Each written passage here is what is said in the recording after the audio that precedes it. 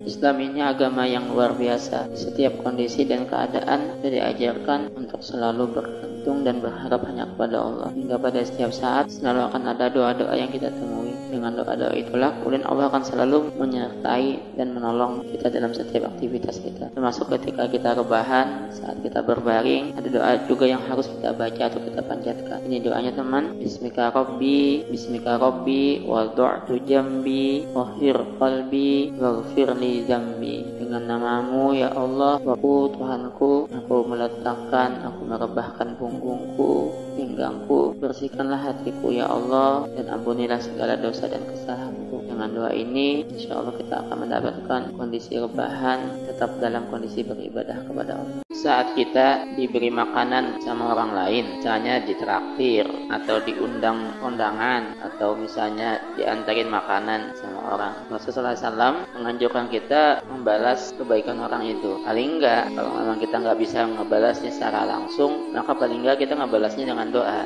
Ada hadis dari riwayat Muslim, Rasulullah SAW mengajarkan doa, Allahumma at'im man at'amani wasqi man saqani. Ya Allah, berikanlah makan orang yang ngasih makan aku, dan berikanlah juga minum orang yang ngasih minum aku. Maksudnya di sini bisa jadi dengan ditambahkan rezekinya di dunia, atau yang lebih baik lagi bahkan diberi makanan saat dan minuman saat di padang mahsyar, juga saat di akhirat kelak. Allah. Ada satu lagi sobat doa yang diajarkan Rasulullah SAW ketika kita ditraktir, dikasih makanan sama orang lain, sebagai balas jasa lah paling enggak. Kalaupun kita nggak bisa ngebalas langsung, ngasih makanan atau ngasih sesuatu, nah doanya yang bisa kita baca, Allahumma barik lahum fima razaqtahum waghfir lahum warhamhum. Ya Allah, berkahilah mereka pada apa yang Engkau berikan rezeki kepada mereka, dan ampunilah mereka dan sayangilah mereka. Sangat mengamalkan. Ketika seorang muslim mengalami atau melihat apapun, maka haruslah menjadi sarana dia untuk menambah keimanan dan menjadikan dia lebih dekat kepada Allah. Maka ketika kita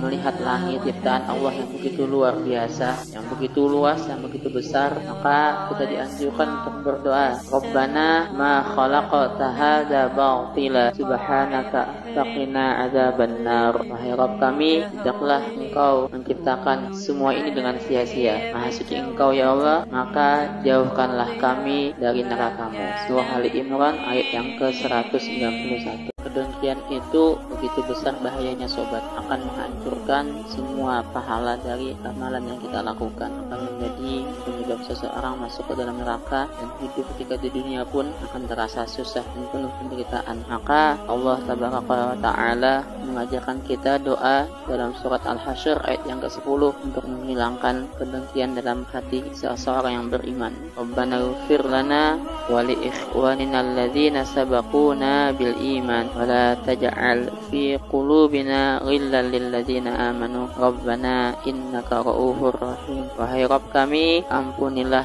dosa-dosa kami dan juga saudara-saudara kami yang telah mendahului kami dalam keimanan, dan jangan Kau jadikan di dalam hati kami ini kedengkian kepada orang-orang yang beriman. Wahai Rabb kami, sungguhnya Engkaulah yang maha penyayang dan maha pengasih. Rasulullah SAW mengajarkan kita doa agar hati kita selalu dipenuhi dengan kecintaan kepada Allah dan juga kecintaan kepada orang yang mencintai Allah. Allahumma inni as'aluka hubbaka wa hubba man yuhibbuka wa hubba kulli amalin yuqarribuni ila hubbik. Ya Allah, sungguh aku meminta kecintaan kepadamu dan juga cinta kepada orang yang mencintaimu, dan cinta kepada setiap amalan yang mendekatkanku kepada cintamu.